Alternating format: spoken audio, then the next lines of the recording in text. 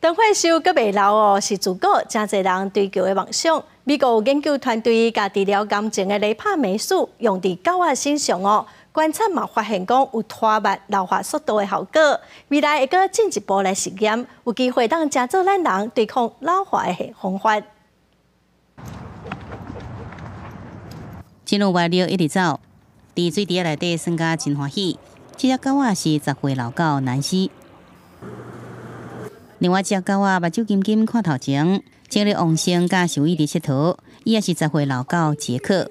无毋对，这两只狗仔共同点就是虽然老啊，也毋过健康活泼，因为条件优秀，被选为由美国华盛顿大学甲德州农工大学主导的高脑化研究计划，了解经由即阵被用来抗癌甲器官移植手术抗败这个药物雷帕霉素，是毋是法度来延长狗仔的寿命 ？I expect him to live to 10, 12.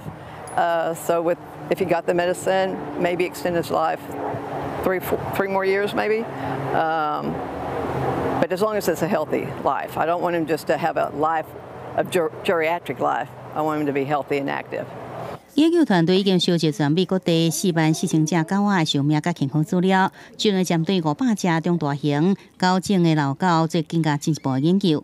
实验组甲对照之组分别予伊1年微量的雷帕霉素也是安慰剂，了后就继续观察2年，来了解这种会使改变新陈代谢药物是不是法度来延缓狗仔老化速度。So dogs are a great model. They are equally heterogeneous as people. So people have this very altered phenotype, or we can look at people and see that they look different and they act different and they live in different places. And our dogs have those same attributes that are all variable.